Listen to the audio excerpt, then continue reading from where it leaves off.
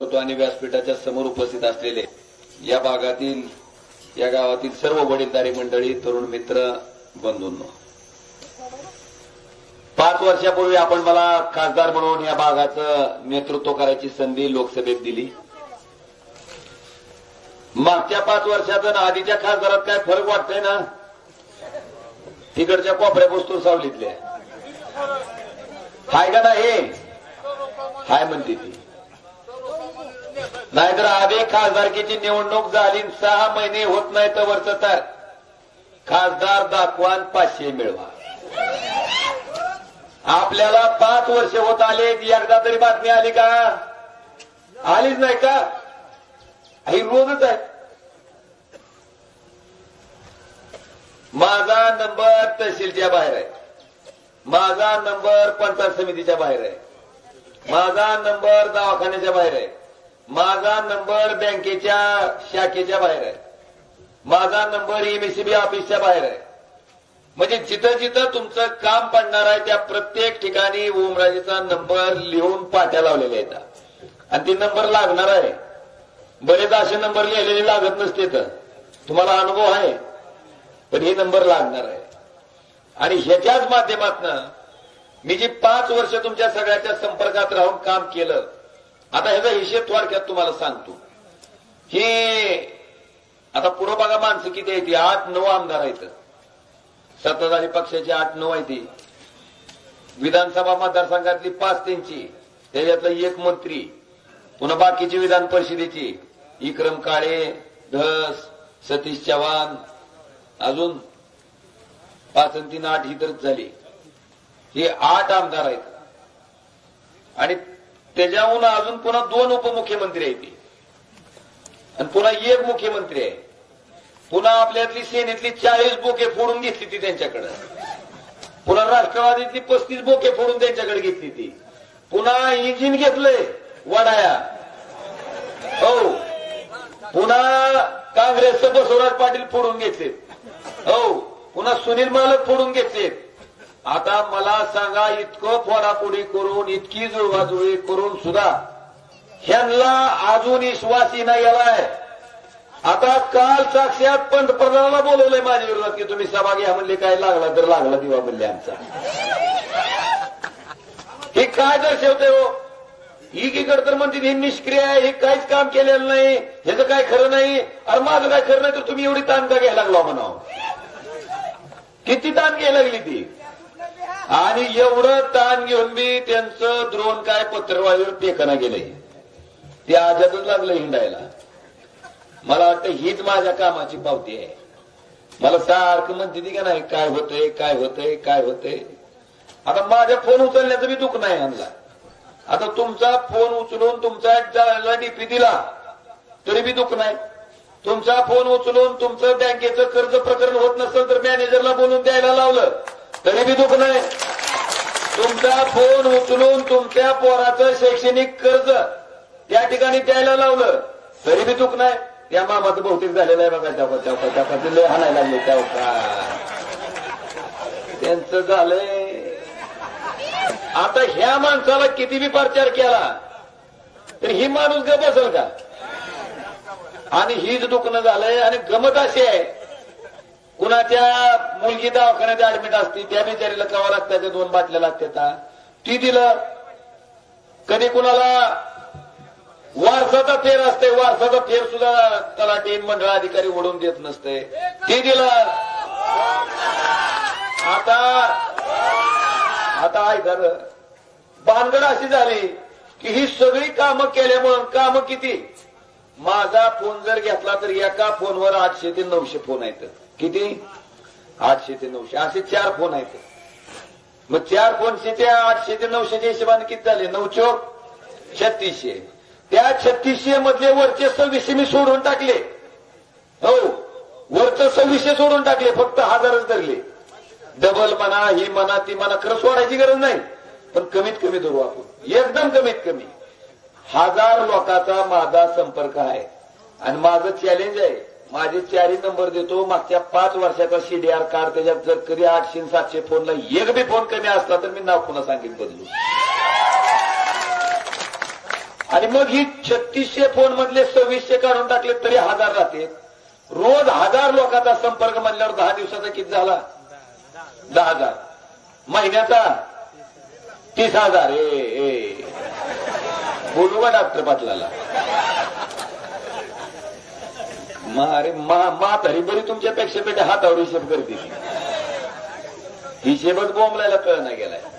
30,000 महिन्याला 30,000 म्हणल्यावर वर्षाला 12×36 3,60,000. 36,000 नाही. तुमचं बी गणित झोकायला, तुमचं बी मास्तर गणनाचा कथा होता काही. 3,60,000 12 महिन्याला म्हणजे एका वर्षाला गुणुले 5 वर्षाचे 5×15 ही 15 लाख आणि 6×5 ती 3 लाख. 15 आणि 3 18 लाख लोकांचा या ओमराजेचा संपर्क आहे. आता माझ्या लोकसभेचं मतदानच आहे 18 लाख.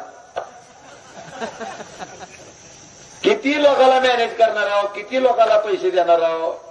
आणि माझा प्रचार करणारी अशी माणसं आहे ती गाव जिथं काम झालं तिथं बसतं उड्या आणते टनाटन गप्पच बसत नाही. आणि हे जो दुखणं त्यांना आलंय, त्यांना काय सुधार बसना गेलंय. आणि मला तुम्हाला विचारायचंय, माझ्या फोनलाही नव्हती ती मगाशी जेवढी तुमची कामं सांगितली ते सगळ्या कामाला म्हणते ती चिल्लर काम आहे, चिल्लर काम आहे, चिल्लर काम आहे. आता ही चिल्लर आहे का हो? आता आपल्या कामाला मला जी लोक म्हणतात की ही चिल्लर आहे, चिल्लर आहे, चिल्लर आहे, त्यांना एकच सांगायचंय की आपल्या सगळ्या चिल्लर मंडळीचा आता मत लागायचे ना. मत लागायचं म्हणल्यावर शेतकऱ्याचं पाहिजे, मत पाहिजे म्हणल्यावर ज्या पोराचं एज्युकेशन लोन करून दिले त्याचं बी पाहिजे, ज्याचा वारसाचा फेर ओढून दिलाय. म्हणजे मत घेताना पाय घेऊन पाणी पेतेल आणि काम करताना दुखतंय का? ओमराजेनं केलंय. आणि म्हणून आपल्याला चिल्लर म्हणणाऱ्या माणसाला येणाऱ्या 7 तारखेला असा बंदा हवाडा दाखवायचा की त्यानं पुन्हा नाव येऊन या कामाचं दाखवू आपण काय ताकद असते ती सामान्य माणसाची.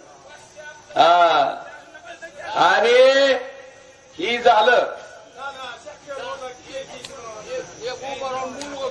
थोडं तुम्हीच भाषण करताल पुन्हा. ही एक भाग झाला. पुढं आता दुसरी भानगड. आता आपण आपलं काम करायला आणि तुमच्यातलं पालक पनीर काय संबंध आहे का? काय संबंध आहे का? आहे का काय संबंध? माणसानं तोंड दिलंय, चांगलं बोलावं. बरं, माझ्या वडिलाच्या बाबतीत जी काय झालं ती सगळ्यालाच माहिती आहे. मी कधी कुठं भाषणात आता ह्या निवडणुकीत बोललो का? कुठं एक शब्द तरी बोललो का? बरं, माझं काम मला एवढं मोठं आहे की मला काय गरज आहे. आणि तू नाही म्हणलास, हाय म्हणलास तरी माझ्या वडिलाची पुण्य माझ्या मागे राहणारच आहे. तू काय म्हणायची गरज नाही.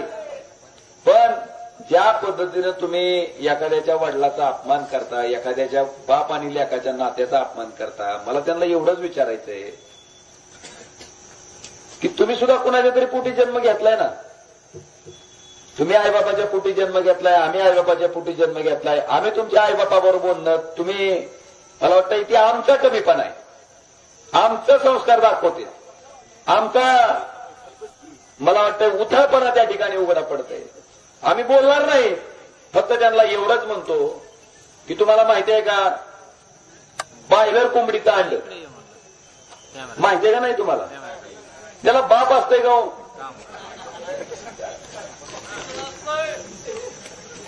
बॉयलर कोंबडीच्या अंड्याला कुठं असतंय? तुमचा जरशा गाईचं वासरू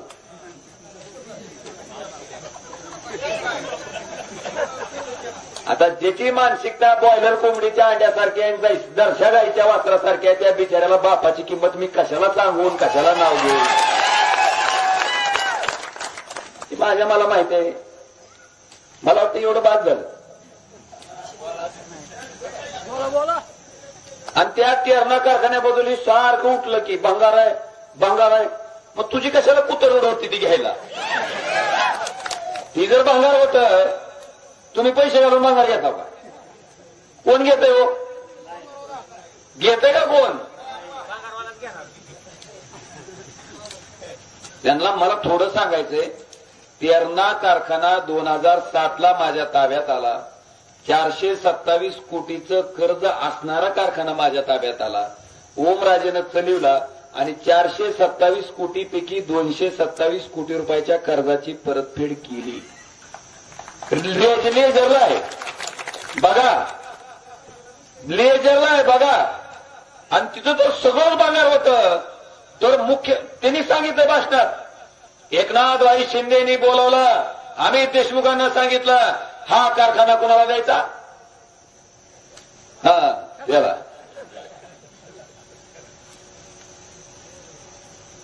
मग इतकं मुख्यमंत्री पुस्तक कशासाठी गेलता? भांगारसाठी गेलता का? अरे ती सोनं आहे तुम्हाला माहित होतं, सगळं व्यवस्थित आहे तुम्हाला माहित होतं. जर काहीच नव्हतं तर मग चालू कुठून काढलं? मी क्रशिंग कुठून केलं? 3 लाख आभाळातून पडलं काय?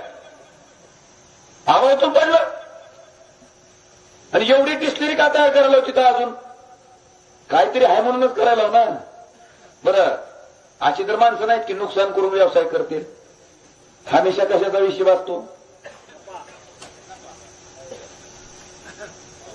कशाला नावं ठेवता हो? पुढची गोष्ट थांबा. ते आता 4 तारखेचं मतमोजणी झाल्यावर पुन्हा कसं झोपायचं ते कळतंय. तुम्ही ना काळजी करू. ती बराबर लोक झोपवतील.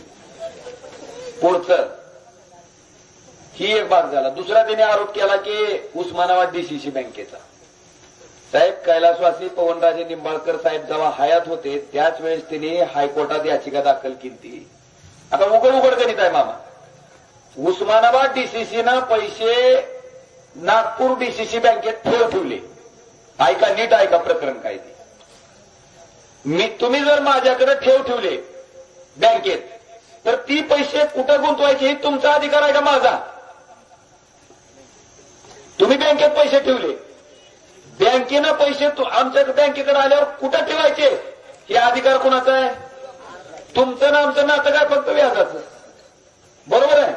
तसं उस्मानाबाद डीसीसी बँकेनं नागपूर डीसीसी बँकेत काय ठेवली? ठेवली. मग त्या ठेवीचं पाण्यात टाकून द्यायची, गावातून टाकायची का कुठं सेव्हिंग करायची? जिथं कुठं गुंतवायचा अधिकार कोणाचा? बँकेचा, ठेवीदाराचा नसतो. आता तुम्ही बँकेत पैसे ठेवल्यावर बँक कुठं गुंतवायचे तुम्ही ठरवितो का? कोण ठरवितंय? आणि ह्याच्याच आधारे राजेसाहेबांनी प्रकरण दाखल केलं की बाबा आम्ही बँकेत पैसे ठेवले, बँकेनं कुठं गुंतवायचे? कोणी नागपूरनं, ती आमचा संबंध, त्याच्यामुळे आमचे पैसे ठेवलेले आम्हाला द्या. अशी याचिका दाखल झाल्याच्या नंतर औरंगाबाद हायकोर्टानं त्याच्यात निकाल दिला की उस्मानाबाद बँकेचा 1 रुपयाही ह्याच्यात बुडालेला नाही. ते पैसे उस्मानाबाद बँकेचे बुडाले नसून ते पैसे नागपूर बँकेचे बुडाले. ह्याच्यात उस्मानाबाद डीसीसी बँकेचा 1 रुपयाही बुडवलेला नाही. आता ही प्रकरण झाल्याच्या नंतर माझ्या वडिलांना का नावं ठेवायला तुम्ही? का बोलायला? तर माझे वडील हयात असते, जर खरंच माझे वडील वाईट असते, वाईट वागले असते, तर पद्मसिंह पाटलाला सुपारी देऊन त्यांचा खून का करावा लागला असता? वाईट जर असते तर का करावा लागला असता? अरे त्या पद्मसिंह पाटलाच्या 2004च्या निवडणुकीत तुम्हाला मी सांगतो, पहिली निवडणूक होती आपली मशनीवरची, आणि त्या निवडणुकीमध्ये पवनराजे साहेब अपक्ष निवडणूक लढत होते, अपक्ष. आणि ह्या हिजड्याच्या निचाड अवलादीनी, नालायक लोकांनी, नाही, या नीच लोकांनी ज्या दिवशी मतदान आहे, मतदाना दिवशी काय बातमी छापून आणली दैनिक जागरण जनप्रवासला? पवनराजे निंबाळकराचा पद्मसिंह पाटलाला, म्हणजे मताची भीक कुणाच्या नावावर मागितली? कुणाच्या? आणि राजेसाहेबाच्या नावावर मागितलेल्या मताच्या भीकेवर राजेसाहेब अपक्ष असताना पद्मसिंह पाटील फक्त 484 मतानं काय झालं? त्या दिवशी त्याच्या लक्षात आलं की आता आपलं राजकारण चालू शकत, आणि म्हणून हे कृत्य झालंय. आणि मी सुद्धा का आलो राजकारणात? पद्मसिंह पाटलाला वाटायचं की आता पवनराजे संपवलं की आपल्याला विरोधक राजेसाहेबाचा खून करण्यामागं, हत्या करण्यामागं एवढाच उद्देश होता की राजकारणातला विरोधक. आता मी पवनराजेचं पोरग म्हणून माझं काय कर्तव्य होतं की ज्या कारणामुळं आपल्या वडिलाचा खून झाला ते कारण विरोधी लोकांचं साध्य होऊ द्यायचं नाही. बरोबर आहे. म्हणून वनराजे राजकारणात आला. का आला? शपथ घेतली की एक पवनराजे जरी डॉक्टर पाटील तू संपविला असशील तर त्याच ताकदीचा दुसरा पवनराजे तुझ्या पुरोभा करेल. आणि केला ओमराजेनं, ताकदीनं केला, घाबरला नाही. ओमराजे काहीच नव्हता. ओमराजेची ग्रामपंचायत सुद्धा नव्हती, सदस्य सुद्धा नव्हता. तिथून इथपर्यंत आलोय. बांधवानो, प्रामाणिकपणा, संघर्ष होता म्हणूनच इथवर या ठिकाणी मी येऊ शकतो. त्यांना येऊ द्या त्यांना. तुम्ही थोडासा अंतर. तुम्हाला सगळ्याला विनंती आहे, सावलीला बसावं, उन्हात का तळायला तुम्ही सगळे.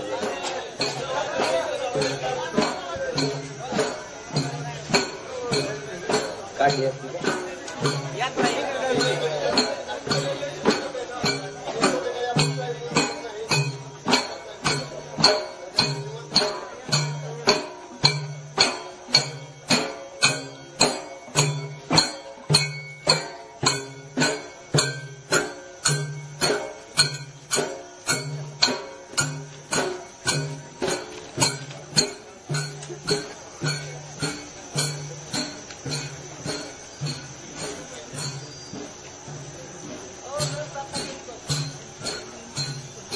किती काळजी आहे.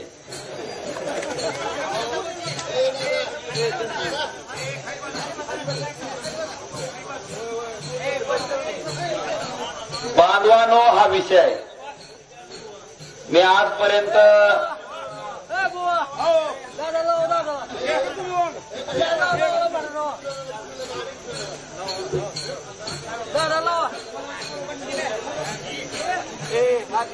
आज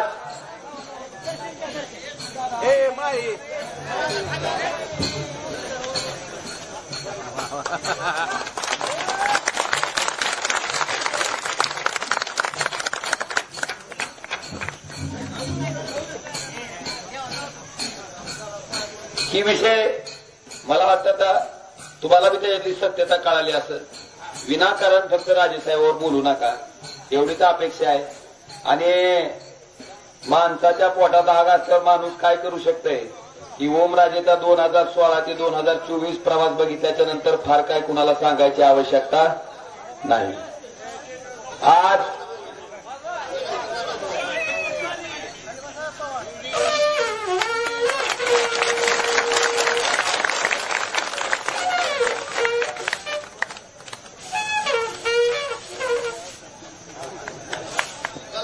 विठ्ठल गुरुदेवाचं शरद पवारांची खून आहे. हत्याची मशाल आहे. बांधवानो, हा एक विषय झाला. आता ही मंडळी कामाच्या बाबतीत मला बोलते. तुमच्या तिथं प्रधानमंत्री सडक योजनेमधनं शिरसाव ते भांडगाव 7 कोटीचं काम झालंय ना? चालू आहे का?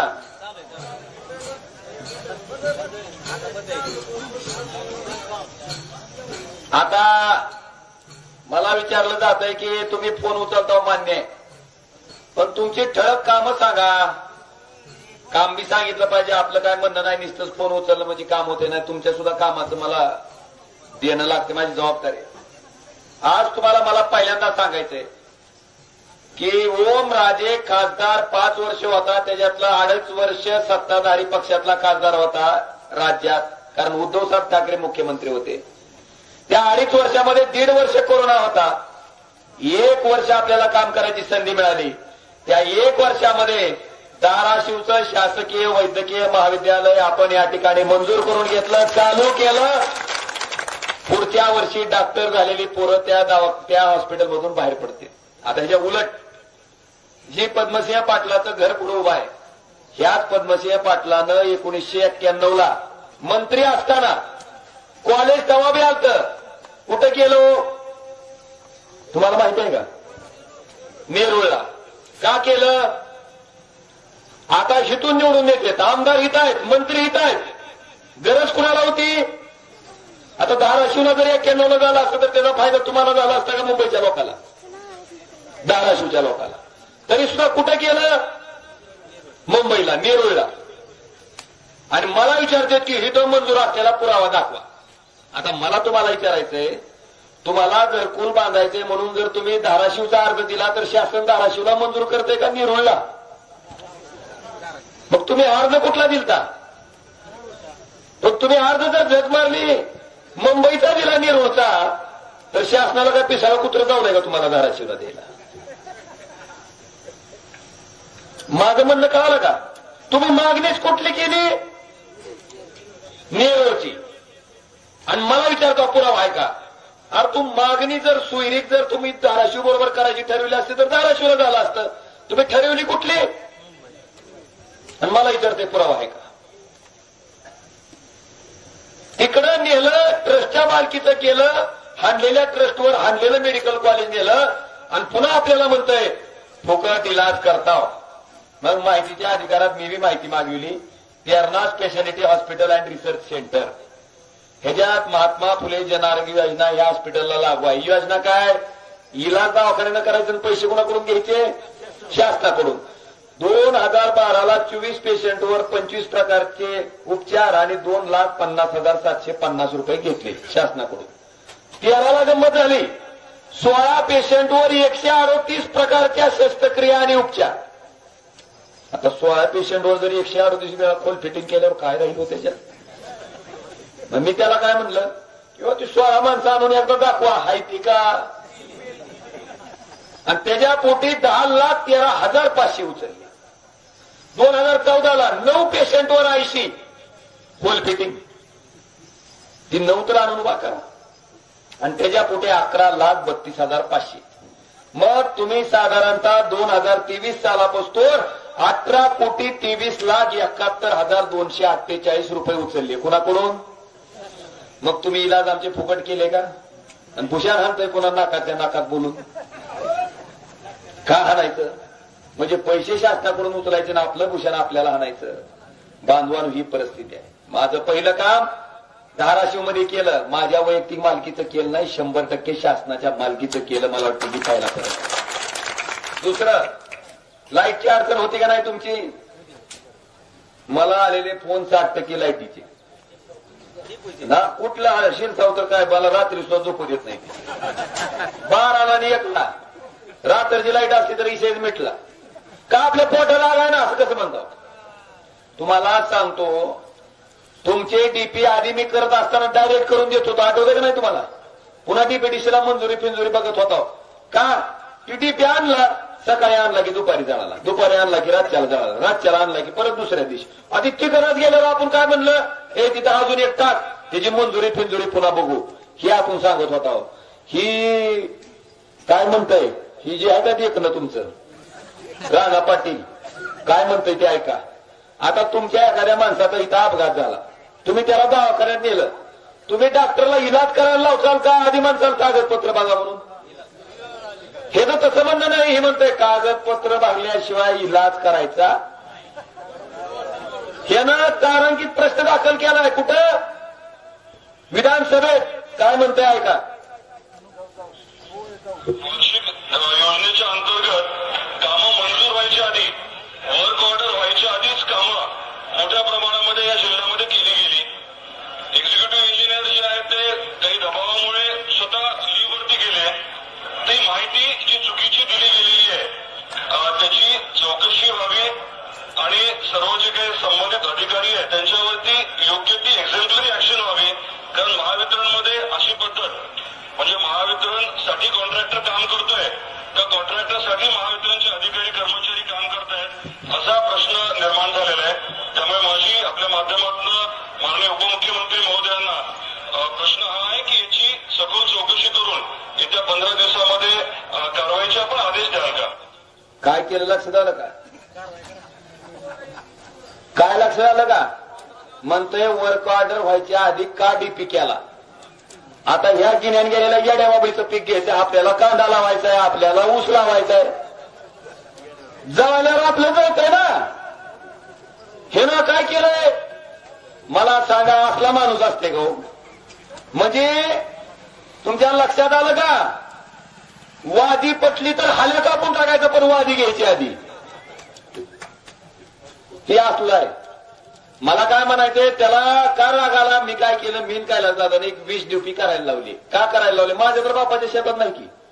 कोणाच्या शेतातले होते, शेतकऱ्याच्या.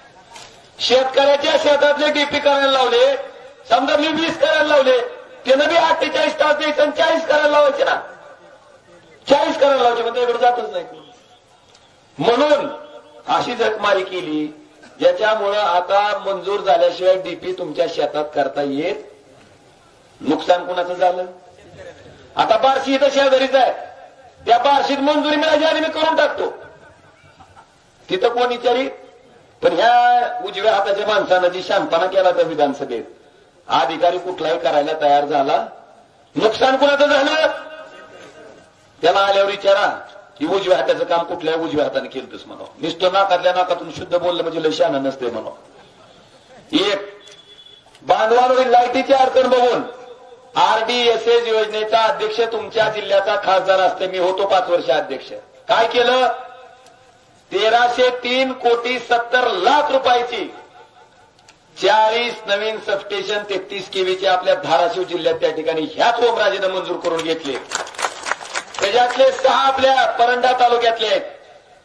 टाकमोडवाडी, वडका, रोहकल, खासापुरी, पांढरेवाडी आणि कपिलापुरी. किती मंजूर आहेत, 6. ऍडिशनल पॉवर ट्रान्सफॉर्मर जुने सबस्टेशन आहेत, पण अजून एक डीपी करायचं आहे तिथं.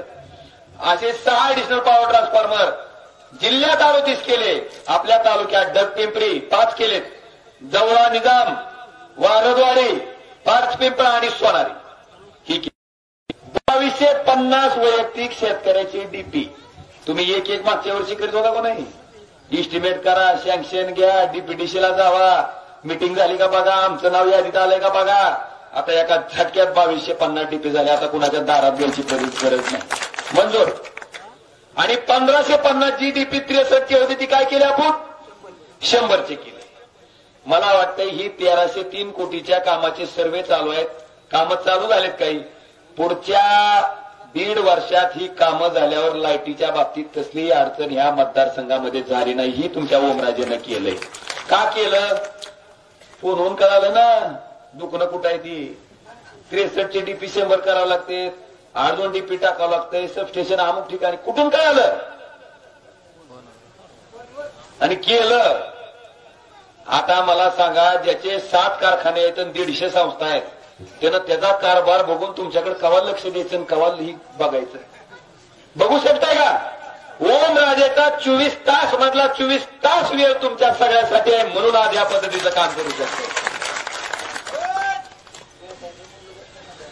चला ती जाऊ दे तात्या. मला आता आदेश आलाय प्रधानमंत्री ग्राम सडक योजनेतनं, इथं जसं तुमचं 7 कोटी रुपयाच्या रस्त्याचं काम झालंय, त्याच पद्धतीनं जिल्ह्यात आपण 89 कोटी रुपयाची कामं 133 किलोमीटर लांबीची केली.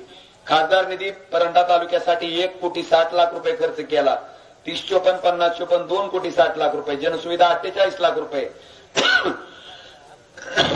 आणि ह्या कुठल्याही कामाला एकाने सांगावं की बाबा रुपयाची टक्केवारी कधी लागली का. आणि काही लोक आमच्यावर काय ह्याचा आरोप करते. आता तुम्ही कोणी केले सांगा मला, एकानं एक बी पटूशन आपण इथूनच पाठिंबा देऊन माघारी निघालो.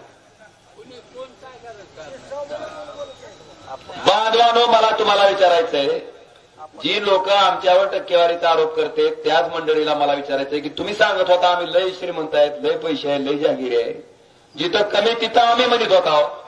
मग तुम्ही अँब्युलन्स मध्ये शेण का खाल्लं महाराष्ट्र राज्याचा विचारावं लागेल. बात निकली है तो बहुत दूर तक जाएंगी, जब तक खत्म नहीं होती तब तक जाएंगी. अभी केलं सुरुवात तर चलू द्या. बांधवानो, 4,61,00,000 रुपयाचं अपंग बांधवाला जी लागणारं साहित्य आहे, कृत्रिम पाय, कृत्रिम हात, 2 चाकी सायकल असेल, कानानं ऐकायची मशीन असेल, व्हीलचेअर असेल, कमोड चेअर असेल, स्मार्टफोन असेल, स्मार्ट टिक असेल, 4,61,00,000 रुपयाचं सामान माझ्या अपंग बांधवाला एक पैसाही खर्च नव्हता. ह्याच ओमराजेनं त्या ठिकाणी पहिल्यांदा योजना राबली बरं का. ही कधीपासून चालू आहे? 76 पासून चालू आहे. एका पटुशानं राबविली, पहिला मित्र आहे. मग एवढी कामं केल्यावर मला काय कामाच्या बाबतीत बोलू शकता का? ह्यांना माहितच नाही. ह्यांना का माहित नाही ती सांगतो. केंद्र सरकारच्या योजना जिल्ह्यात राबवायच्या त्याचा आढावा घेते दिशा समिती. दिशा समितीचा अध्यक्ष असते खासदार आणि सचिव असते कलेक्टर आणि सगळे आमदार असते सदस्य. तुमच्या मंत्र्याला, तुमच्या बाकीच्या 5 आमदाराला विचारा की एका तरी दिशा समितीच्या मिटिंगला तुम्ही हजर राहिले का? एकाही नाही. वर्षातून 4 वेळेस मिटिंग होत्या एका वर्षाला, म्हणजे 5 वर्षाच्या एका सुद्धा मिटिंगला नाहीत 20 पैकी एका. मग ह्यांना कळणार कसं की खासदाराचा दिवा कुठं लागलाय ती, म्हणून माहिती नाही. बांधवांनो ही परिस्थिती आहे. आता आमच्या जिल्हा नियोजन समितीचा अध्यक्ष पालकमंत्री आहे म्हणून आम्ही जात नाव का? आपण सदस्याचा अधिकार पाठवतोच की. मग जिथं अध्यक्ष खासदार आहे म्हणून त्याचं फक्त मान सन्मानामुळे जायचं नाही असं असतंय का? आपण कुणासाठी निवडून आलो? आपण जायलाच पाहिजे, पण त्यांना मान सन्मान पाहिजे. जिथं मी अध्यक्ष आहे तिथं कमीपणा करायला कशाला येते पालक पनीर? कोणी आलं नाही. आणि म्हणून आता ही झालं कामाचं. मला तुम्हाला विचारायचंय, जरांगे पाटलाच्या आंदोलनावर लाठीचार्ज झाल्या त्याच्या 1.5 वर्ष आधी ओमराजेनं मराठा आरक्षणाचा विषय लोकसभेत मांडला होता. काय म्हणून मांडला होता? की तामिळनाडू राज्याचं आरक्षण 50%च्या पुढे 78%ला गेलं तरी टिकलं का? केंद्र सरकारनं त्यांच्या बाजूनं सुप्रीम कोर्टात काय दाखल केलं? ऍफिडेव्हिट. मी काय म्हणलं राज्य सरकारला, केंद्र सरकारला, की जसं तामिळनाडू सरकारचं आरक्षण तुम्ही वाचवलं होतं तसंच महाराष्ट्रातलं मराठा समाजाचं काय वाचवा, आरक्षण वाचवा. तसंच ऍफिडेव्हिट देऊन काय होईल? ती जर आरक्षण वाचलं असतं आपलं सुप्रीम कोर्टात तर मराठा ओबीसी वाद झाला असता का? झाला असता का? पण त्यांना दुखणं होतं उद्धव साहेबाचं खाली. म्हणली ही मुख्यमंत्री आहे ह्याच्यासाठी खटा खांदा म्हणली. खटा खांदला आणि पडलं कोण? नियम आहे नीतीचा. एवढंच नाही, 50%ची आरक्षणाची मर्यादा वाढल्याच्या नंतर आरक्षण टिकत नाही. 50%ची मर्यादा वाढवायचा अधिकार कोणाला आहे? संसदेला. संसदेला मी सदस्य आहे, मी मागणी करतोय 5 अधिवेशन. अरे 50ची मर्यादा वाढवून टाका ना. खालून राज्यानं घेतलेला निर्णय आपोआप टिकतंय. वाढवली का? मग मला तुम्हाला विचारायचंय की मला कोणी सांगितलं नव्हतं, आंदोलन झालं नव्हतं तरी मराठा आरक्षणाचा विषय मी मांडला का? तर माझं कर्तव्य होतं तुमचा प्रतिनिधी म्हणून मांडला. नाहीतर बाकीचे लोक आंदोलन झाल्यावर आरडायला चालू करतील. तिथून जाग येते. ओमराजेला 1.5 वर्ष आधी चालती ही भावना आहे. लिंगायत समाजाचा, या समाजाला अल्पसंख्याक समाजाचा दर्जा मागणी करणारा बी एकमेव खासदार आहे ती म्हणजे ओमराजे निंबाळकर.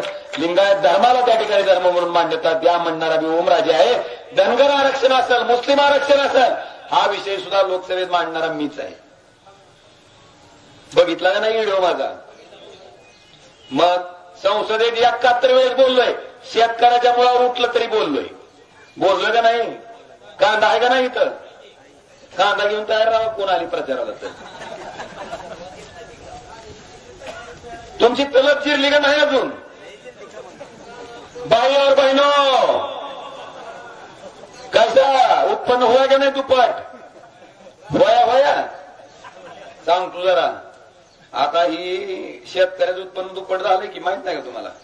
कसं झालं सांगतो की 11,000 रुपये क्विंटलचं सोयाबीन किती हजाराला आलंय? कांदा 60 रुपयाला गेला की कांद्यावर निर्यात बंदी. कांदा कुठे टाकला पुन्हा तुम्ही? उकंड्यावर. बिस्किरीच्या बाटलीचा भाव 20 रुपये लिटर आहे. गाईच्या दुधाचा भाव 24 रुपये लिटर आहे. कसा हाणायचं जोड्यानं कुणाला? हाय का नाही? आता 30 देशाचे पंतप्रधान काल आले होते. मला वाटलं काहीतरी बोलतील. आता काय म्हणले ते ऐका. मेरे किसान भाइयों को मैं वादा करता हूं कि भारतीय जनता पार्टी की सरकार बनने के बाद पहली ही मीटिंग में पहला ही काम किसानों की कर्ज माफी का कर दिया जाएगा। और मैं खुद इस काम को करवा के रहूंगा। ये मेरी जिम्मेवारी मान लीजिए। कशी झक मारायची?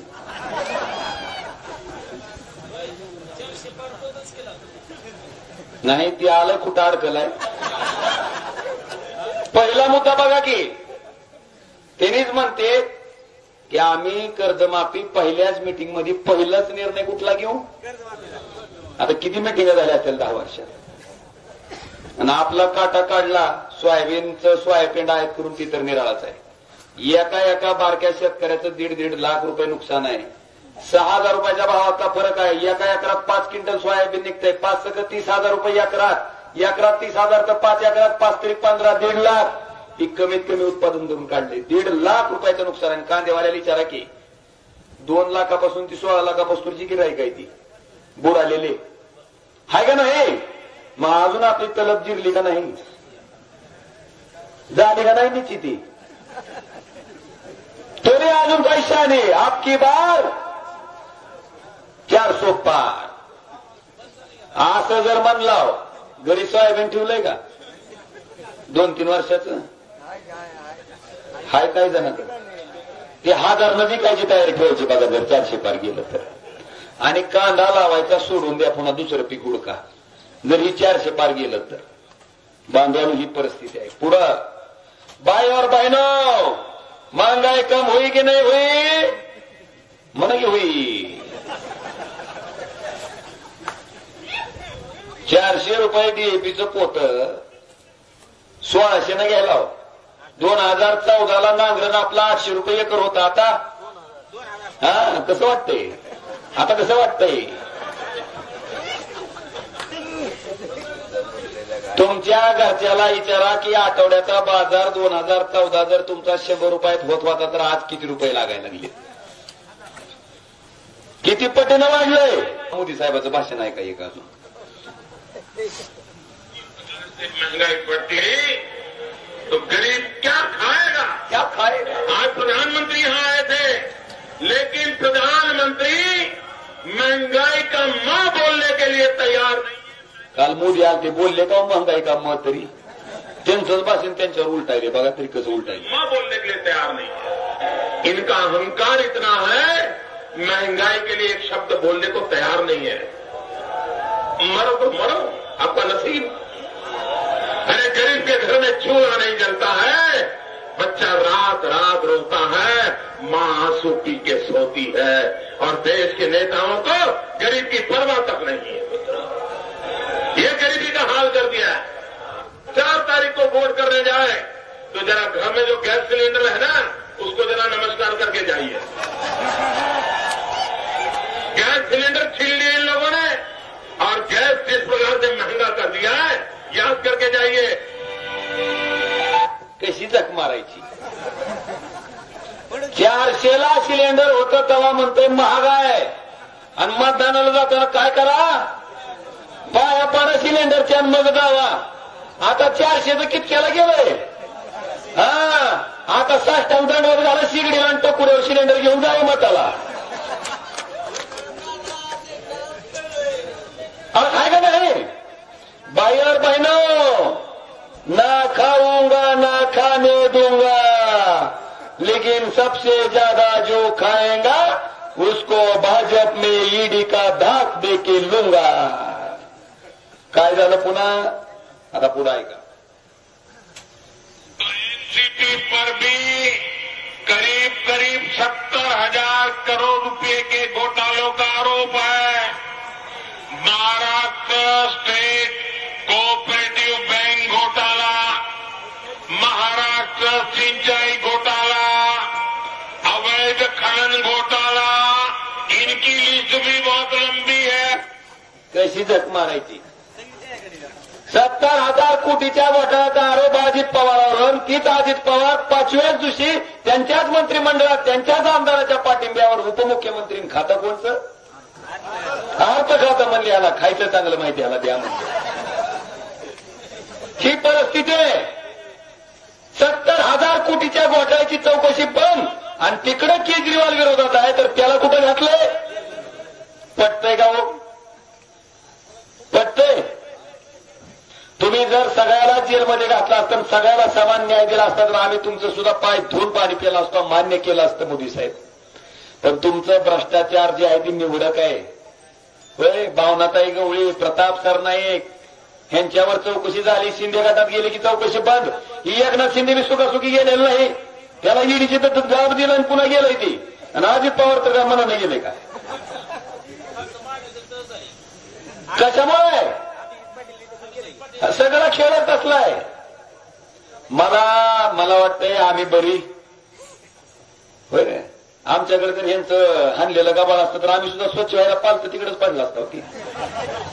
ज्या अर्थी आम्ही तिकडे पालतं पडलं नव्हतं त्या अर्थी आम्ही कुणाच्या बापाला काय घाबरायचं कारण नाही, कारण आपण इमानदार आहे. आणि म्हणून इथं ठाम खुट्टार राहून बसलो, घाबरतच नाव. बांधवानो ही परिस्थिती आहे. मग ना खाऊंगा ना खाणे दूंगा, कुठं चुलीत गेलं, हे विचार तुम्ही करणं गरजेचं आहे. पोराला तर नोकऱ्या दिसतात आहे का? तुम्ही जरा टाकून आला बरं सगळी. आता वर्षाला 2 कोटी नोकऱ्या म्हणल्यावर 10 वर्षाच्या 20 कोटी झाल्या. हो, आता मला तुम्हाला विचारायचंय, वेदांता फॉक्सकॉन नावाचा प्रकल्प जी पुण्याला येणार होता, 2 लाख पोराला नोकऱ्या मिळत होता, कुठे गेला? काल भाषणात सांगायला पाहिजे होता नाही का गुजरातला नेला, आमच्यावर का पोटावर पाय दिला? काय अवस्था झाली या पोरावची विचारा. काय अवस्था विचारा या पोरावची. नोकरी आहे तर पाहुणे येलेत का? कुणी भाकर टेक नाही, कुणी भाकर टेक ना. आता एक काम करा, बघव्या कापडाचा तागा मागवा, आपण कापड घालू बघवी आणि घेऊ एक दीक्षा, बाम बोले म्हणायचं, साधू साधू. अशी परिस्थिती आपली झालेली आहे. चला, फार काही विषय सांगण्यासारखा नाही, तुम्हाला सगळ्याला ज्ञात आहे. एवढंच तुम्हाला मी सांगतो शेवटचं, की 45 वर्ष पवार साहेबांनी त्यांना मंत्रिपद दिलेलं असताना सुद्धा एका रात्रीत गद्दारी करून स्वतःच्या मंत्रिपदाच्या काळातलं पैसे वाचवायसाठी भारतीय जनता पार्टीत जाणारं राणा पाटील आणि डॉक्टर पाटील एका बाजूला, अर्चनाताई एका बाजूला, आणि पक्ष फुटत असताना, चिन्ह जात असताना, नाव जात असताना, सत्ता जात असताना, पलीकडे गेल्यावर 50 खोके मिळत असताना त्याच्यावर लाथ मारून इमानदारीनं उद्धव ठाकरेच्या मागे उभा राहिलेला उमराजे दुसरा पाहिजे. निर्णय तुमचा आहे. प्रामाणिक माणसाला मत टाकायचंय का बेमानाला टाकायचंय? पुढं त्या ताई, आता ताईचे तर एवढे व्हिडिओ आले, सांगावं तेवढं कमी आहे. काय बोलतात, गंमतच गंमत आहे. मी बघितलं, किती दाखवावं काय काय दाखवावं. आता बघा, यांना आल्या आल्या विचारलं बरं का, काय विचारलं? ताई तुम्ही आता राष्ट्रवादी काँग्रेस पार्टीत आला, मग अजितदादाची राष्ट्रवादी काँग्रेस पार्टी वाढवणार का? त्या म्हणल्या मग कशाला, माझा नवरा बीजेपीमध्ये मी कशाला वाढवू म्हणल्या, फुकट घेण्यानं देण्याचं. अजितदानंतर धोंडा जाणून घेतला असेल कपाळ्यात. हो, त्याच्या पुढं पुन्हा पोरग त्याच्या पुढं आहे. ती काय म्हणलंय, निष्ठा अंगानं वाढलं, तिची बुद्धी वाढूच दिली नाही देवाने. ती काय म्हणी, माझ्या रक्तात काय रक्तात राष्ट्रवादी, रक्तात राष्ट्रवादी आहे, हृदयात भाजप आहे. लेकराचा दोष नाही. मल्हार पाटलाचे पप्पा कोणच्या पार्टीत आहेत आणि मम्मी, मग लेकराचा असा केमिकल लोचा होणार, लेकराचा दोष. पण त्यांना मी म्हणलं, तुमच्या आईबापाचा आदर्श घेऊन एक काम करा म्हणलं. तुम्ही काय म्हणलं, जसं तुमचे आईबाप एका रात्रीत पक्ष बदलते तसं काय करा, तुमचं किडनी लिव्हर शिल्लक आहे, शिंदे गटाला किडनीत टाका आणि लिव्हर मध्ये टाका मनशे, म्हणजे तुम्ही बी रात्री बोंबलत कोणत्या पक्षात गेला तर सकाळी सांगायला रिकामं की माझ्या किडनीत शिंदे गट होता म्हणून. चलतंय का हो? चलतंय का? बाबांनो, ह्या पद्धतीची परिस्थिती आहे. एकच साधा. आता ह्या ताईचा प्रश्न बघा, काय म्हणतात अर्चनाताई बोलायला लागले TV 9ला. कसा प्रतिसाद मिळतो? प्रतिसाद तुम्ही बघा, म्हणजे उमेदवारी अर्ज जरा उशिरा डिक्लेअर झाला. एकच मिनिट पप्पा. प्रतिसाद प्रतिसाद अतिशय उत्स्फूर्त आहे. तुम्ही बघताय थोडा घसा बसला, उमेदवारी अर्ज उशिरा डिक्लेअर झाला, पण ज्या पद्धतीचा प्रतिसाद आहे महायुतीचे सर्व धाराशिव मतदारसंघातील नेते आणि कशाला कशाची द्यायचे का निवडून असला खास पुन्हा तुमच्या टकोऱ्याचं तुम्ही धोंड आणून घ्यायचा पाठ. थांबा थांबा हे नीट ऐका.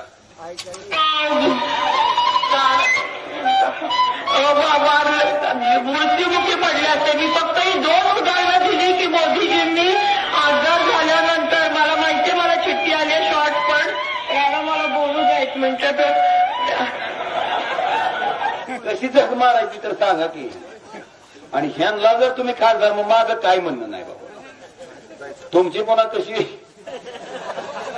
आता जशी 10 वर्ष निश्चिती झाली चांगली अशी निश्चिती फक्त होऊ द्यायची. लय मोदार नाही सांगायची मला आवश्यकता नाही. पण मला आता तुम्हाला शेवटच्या प्रश्नाकडे न्यायचंय की आता माझ्याकडे कमी काय हो फक्त का तर 50 कोटी घ्यायचं. पण माझं मोठे पण सांगतो तुम्हाला. शेतकऱ्यांनी मला अक्षरशः 10,000 रुपये वर्गणी दिली. काल आगळगावला आपला प्रचाराचा नारळ फोडायचा होता. तिथल्या आगळगावच्या लोकांनी 23,000 रुपये, उंबडग्याच्या लोकांनी 50,000 रुपये, मला वाटतंय शेंद्रीच्या लोकांनी बावची किती लोकांचा त्याच्या पुढे जाऊन सांगतो. एक 8वीतली मुलगी आहे त्या बिचारीनं चिंचा असते का चिंचा ती फोडून जी चिचुक राहते का ती चिचुक विकून 1660 रुपये कमी होती. ती सुद्धा मला त्या पोरीनं दिले. काय अजून पाहिजे हो. मला वाटतंय राम जेव्हा रावणाच्या बरोबर युद्ध खेळत होता तेव्हा ती खार सुद्धा वाळत जाऊन लोळायची आणि ती माती पुन्हा त्या समुद्रात टाकायची. म्हणजे तिचा सुद्धा खारीचा वाटा होता का नाही. तसं माझ्या या बहिणीचा खारीचा वाटा आहे या लढाईत. मला सांगा इतक्या इमानदारीच्या पैशावर जर मी निवडणूक लढवित असेल तर परमेश्वर मला अपयश येऊ देईल का सांगा. कधीच येऊ देणार नाही. आता एकच फक्त शेवटचा विषय तुम्हाला दाखवतो की ही मुद्दामून दाखवणं गरजेचं आहे का तर ही माणूस लय महत्वाचा आहे. ही साधा हलगीवाला आहे कांबळे नावाचा मागासवर्गीय समाजाचा माणूस आहे. ही 500 रुपये हलगी वाजवतोय.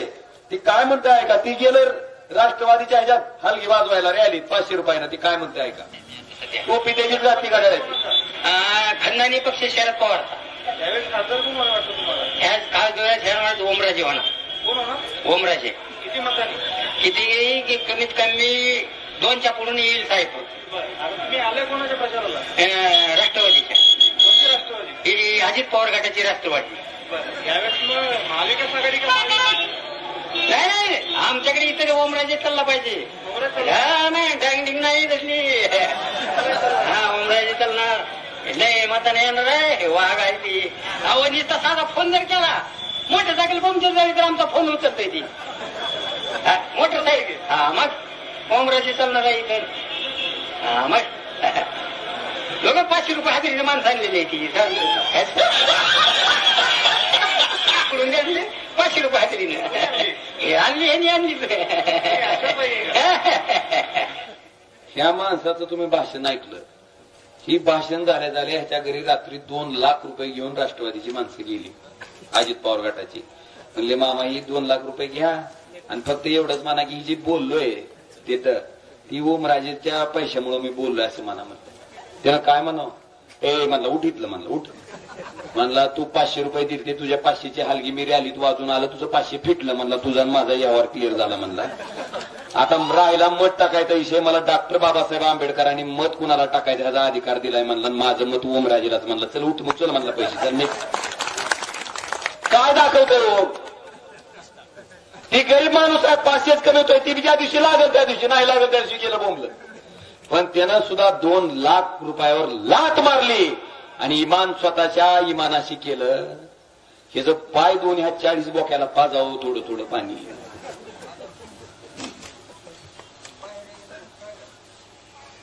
पाजावं लागेल का नाही. येईल का गुण. पण काय बाबांनो एवढी प्रेम करणार. एखादं भाजीवाल्यानं आपशिंग्याचा आहे तुळजापूरच्या खाली नाही का आपशिंगा तिथला शेतकरी आहे. मी तिची पेंडी 20 रुपयाला घेतो. 3000 पेंड्या होत्या. आलं बाजारात धाराशिवच्या. हे म्हणला फुकट घेऊन झाला फक्त एकच आट. म्हणलं ओमराजेला मत टाकायचं. म्हणलं काय पाहिजे अजून मला. मला वाटतं ही काय दर्शवतं की लोकांनी निवडणूक हातात घेतलेली आणि निकाल काय लागणार आहे आपल्याला माहिती आहे. फक्त माझी इच्छा काय, पैशाच्या ताकदीवर जी गुरमीन घमेंडखोर भाषणं चालू आहेत का सगळे, काय बोललं जातंय. आता शेजारीच भाऊ आहेत राजा भाऊ, काय भाषण केलं हो भाऊनं. तुम्ही अर्चनाताईचा प्रचार करता, शिवाय किती घाण घाण द्यायला लागलो. बघितलं का नाही तुम्ही काय बोलता. ही व्हिडिओ सुद्धा वाचून दाखवू म्हणजे वा इतकी घाण शिवाय येते. आपलं सुसभ्य माणूस दाखवू शकत नुसतं माझंच बोलायला लागलाय. बरं प्रेमानं माणसं अंगावरची कापडं काढून देते की दाब दिल्यावर मग कापडं काढून घेते ती म्हणा. तू किती का पैसेवाला असं बांधवानं एक परिस्थिती आता फार काही बोलत नाही. उद्याच्या 7 तारखेला मतदान आहे. काटलंय बरं झालं 7 म्हणलं ही दिल की बात चालली का मन की बात चालली काय कळायचं नाही म्हणलं. बांधवानो उद्याच्या 7 तारखेला मतदान करताना 2 मशनी आहेत. मतदान जास्तीत जास्त करायचंय, सगळ्याला घराच्या बाहेर करून काढायचंय. महिलाला व्यवस्थित सांगा 1 नंबरच्या मशनीवर 2 नंबरचं माझं बटन आहे, 2 नंबर लिहिलंय, त्याच्या पुढे नाव आहे माझं. ज्याला लिहिता वाचता येतं त्यांनी नाव वाचावं. ओमप्रकाश गोपालसिंह उर्फ पवनराजे निंबाळकर, त्या नावाच्या पुढे पुन्हा मशालीचं चिन्ह आहे. नाही चिन्हाच्या आधी माझा फोटो आहे. मला तर ओळखीताव की माझा फोटो बघून मला ओळखीतात की. ज्याला लिहिता वाचता येत नाही त्यानं फोटो बघायचा आणि फोटो बघून पुन्हा मशाल बघायची. आणि मशालीच्या पुढचं काय दाबायचं, ती बटन दाबलं की टुई करून आवाज येतोय. आवाज आला की माघारी फिरायचं नाही. बाजूला व्हीव्हीपॅट मशीन आहे, त्याच्यात मशालीची चिठ्ठी 2 नंबर लिहिलेलं नाव गळून पडतंय का बघायचं. ती झाला पुरावा की आपलं बटन मशालीला दाबलं. मत सुद्धा कुठे गेलंय, मशालीला. कारण मशालीत पडलेल्या चिठ्ठ्या बी मापणार आहेत आणि मशनीतलं मत बी मापणार आहे. ह्याच्यात गोळ होणार. आणि जर बटन मशालीचं दाबलं चिठ्ठी भलती निघाली तर मग काय करताल तुम्ही. अय बाबा ती मशीन फोडायचं माझ्या नशिबाला आणचाल काहीतरी तुम्ही. पुढं 8-8-9 फिरायली ती. मी एकटाच आहे, जीव जमलाय माझा. 2 किलो वजन कमी झालंय. अजून महिनाभर पुढे इलेक्शन चाललं. मशीन फोडायची नाही, लेखी अर्ज द्यायचा की असं असं मी मतदान करत असताना अमुक अमुक बटन दाबला असता चिठ्ठी तमुक तमुक पडली तरी तुम्ही खात्री करावी, ताबडतोब मतदान बंद करावं. ह्याच्यावर काय घ्यायची ऑब्जेक्शन. लेखी तोंडी मतदान अधिकारी ताबडतोब मतदान. पण मशालीचं बटन दाबून जर मशालीला चाललं तर मतदान चालू द्या. फक्त खात्री काय करायची, मशालीची चिठ्ठी. कळलं. मग ईव्हीएम मध्ये गोळ होत. बस एवढंच तुम्हाला आवाहन करतो. उद्याच्या 7 तारखेला तुमचा खासदार म्हणून 5 वर्ष मी इमानदारीनं काम केलंय, प्रामाणिकपणे काम केलंय. त्या कामाच्या जोरावरच तुमचं मत मी मागतोय. मला अधिकार आहे. तुम्ही 7 तारखेला मशाल्या चिन्हापुढचं बटन दाबून परत एकदा तुमचा खासदार म्हणून या ओमराजेला निवडून द्यावी विनंती करतो आणि रजा घेतो. धन्यवाद. जय हिंद, जय महाराष्ट्र. नक्कीच त्या दबाव वाशी तालुक्यातील स्वाभिमानी जनता विश्वास तुम्हाला देतील. कांदलगावच्या राजेंद्र नवले या शेतकऱ्यानं सुद्धा मला 10,000 रुपयाची मदत केली. त्यांचा आभार आहे. तुमच्या कष्टाचे पैसे 100% मला जिंकून देतील.